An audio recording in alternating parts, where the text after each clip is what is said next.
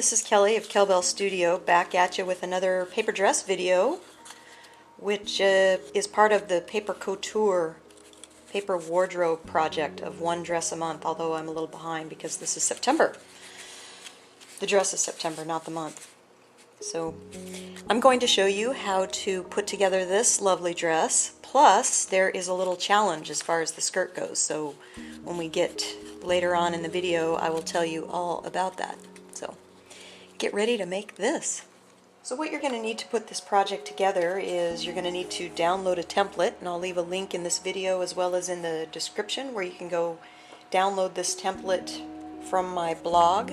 And this is printed out on some copy paper, and it's kind of it's a little bit a heavier copy paper, not too thin, and some decorative paper because we're going to cover our pieces, and this is fairly lightweight paper that I'm using. So first thing you want to do is cut out your pieces, and we'll get started. So step one, make sure you have your pieces cut out. Next thing you want to do is your decorative copy paper. If this is the side with the design on it, you're going to go ahead and flip that over. And then, now this is the way I do this. Not to say that there aren't different ways of doing this, different weights of paper that you can use, and that's going to be your happy project to learn what papers work best for you with this project. Lightweight, cardstock, you know, it doesn't matter. So we are going to press on this way.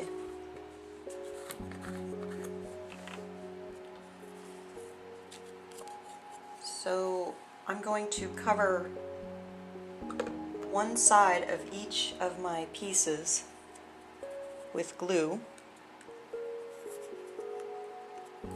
Make sure you don't get glue on the flip side of your pieces when you're covering these, because it gets kind of nasty.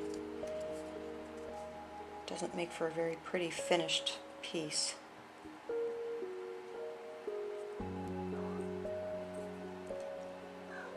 So then I'm just going to flip this over.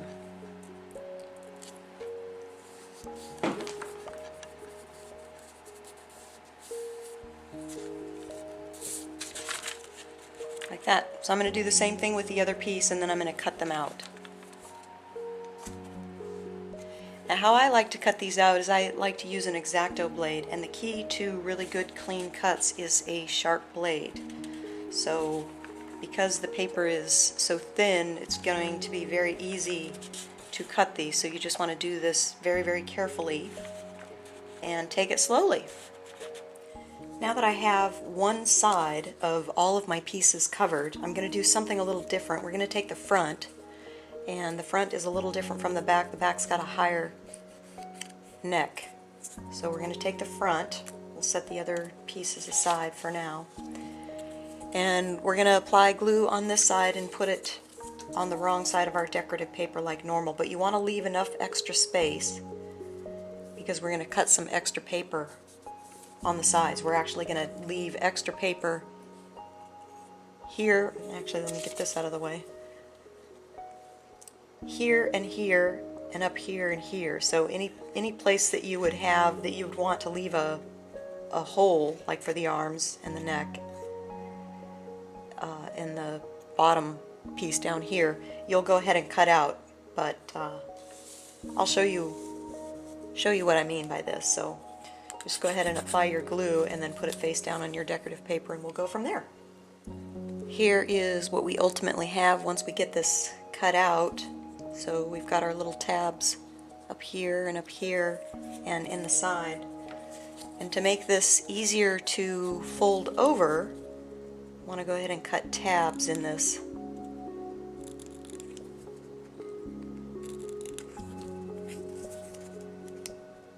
And this is to make it easier to fold around the curves.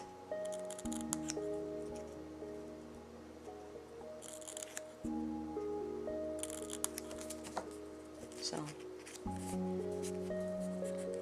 and then it will fold up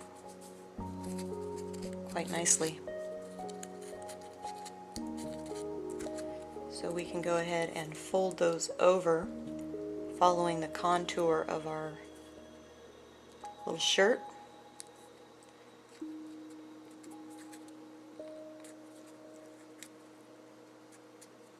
Fold these over the top.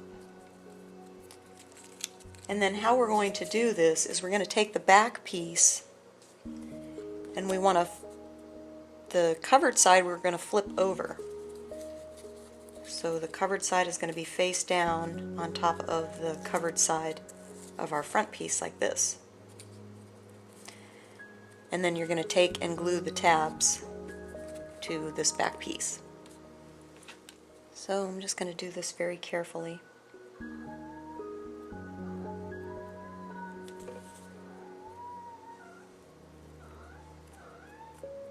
And we might have to trim this up just a little bit, but that's okay.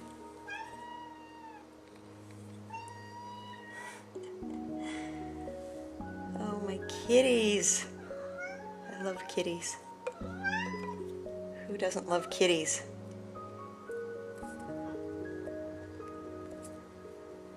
So you'll just continue on with these other tabs too, and I'm going to go ahead and do that off camera and take care of my cat. And you can see this worked out really well. I've got my tabs glued, so the next step is to apply glue on the entire face of that back piece and glue it to the wrong side of your decorative paper. So I'm going to continue doing this off camera because you all know how to glue, right? Of course you do.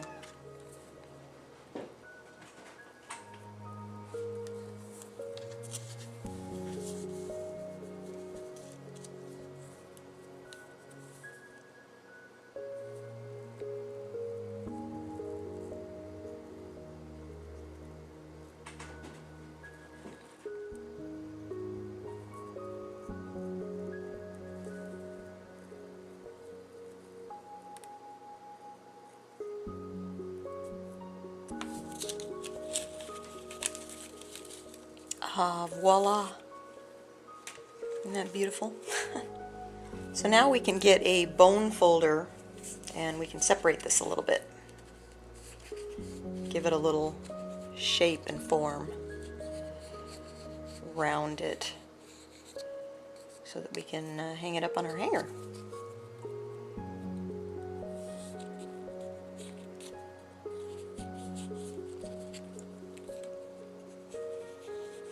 And you can do this with something that's not as flat, like the end of a pencil or something. Just shaping it.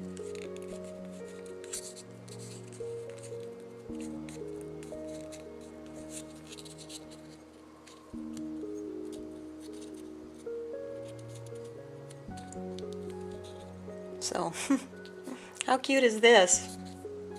I love these. These are fun to make. They definitely go together very easily. And we are not quite done. I did something a little bit different with this piece. I didn't cut it out of the copy paper. I cut both sides out of the decorative paper and just glued them together. So it makes it a little bit thinner. I did try it the other way, and you're welcome to try it the other way. I just didn't think it worked out as well as I would have liked it to. So how you do this, and this gets a little bit tricky, is we want it to sort of bend down. Well, not sort of. We do want it to bend down. Let's say sort of. I'm just going to get my bone folder and curve it a little bit.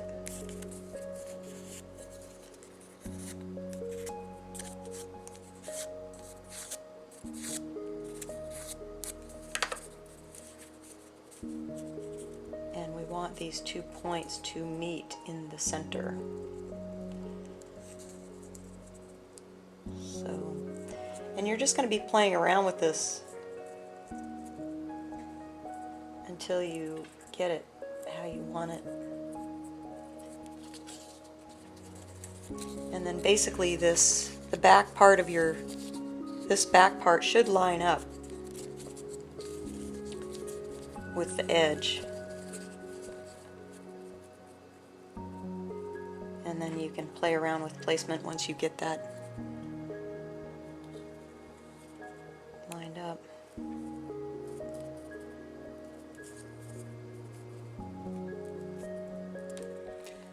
And this is how this shapes up. And then to glue it on, you just want to add a little glue just around the edge here, because we want it to be able to come up just a little bit. You know, we don't want to glue it flat down because it just is not as pretty. So I'll go ahead and do that. This is how this looks once you've glued it down. You can see what I mean about not gluing it flat. We can curl this up just a little bit just to give it a little sass and flair, and I might not do too much with the back because this is going into a project. So now we're ready to do the skirt part, but this is where the challenge comes in, because I'm going to do a skirt, but I'm not going to give you any kind of template for that, because I want you to come up with your own way of doing a skirt rather than just repeating what I'm doing. So I've now embellished this a little bit. I've given her a little bit of sleeve, which is out of the same paper that I'm using to do her skirt, and I also put a little Swarovski crystal at the neck, but you can do pretty much whatever you want. A little ribbon, a little rose, you know, a flower or something. But let me show you the skirt, which you'll probably just love. Now this is just a piece of crumpled paper. It's got a pattern on it, and all I'm really doing with this, I've edged it with a decorative scissor. So you can see it doesn't have an even edge. And I love pleats. I'm a pleat kind of gal. And I actually had a template that helped me do this, but like I said, I'm not giving you the template because I want you to think of your own way to do this skirt. So once I get this pleated up, it looks like this, and then we can just take our little shirt and glue it around the waist. I like a polished, finished doll, so I'm also going to do one on the back because I don't like stuff like this. This to me is unfinished and very unpolished, so I'm not leaving it like that. Even though I am going to be putting it on a piece of art, it's a mindset for me. So I'm going to go ahead and glue this on off camera, and then we'll put a little belt on her. I thought I would just show you. I'm applying glue here because that's what this little skirt part is meant for, is to give you a place to glue your skirt to. I'm just going to strategically place this on.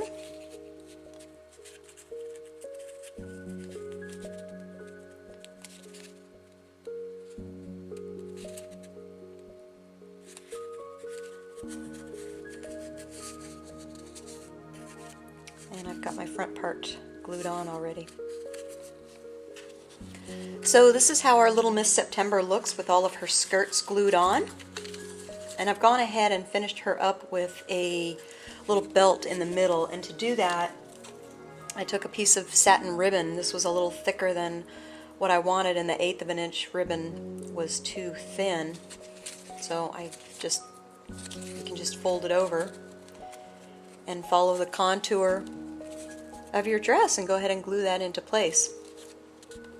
So have fun with this template. If you do use this template, I'd love to see what kind of skirt that you come up with, so feel free to give me a shout out on my blog and leave me a link to where I can find your work. So thanks for joining me. Hope you had fun.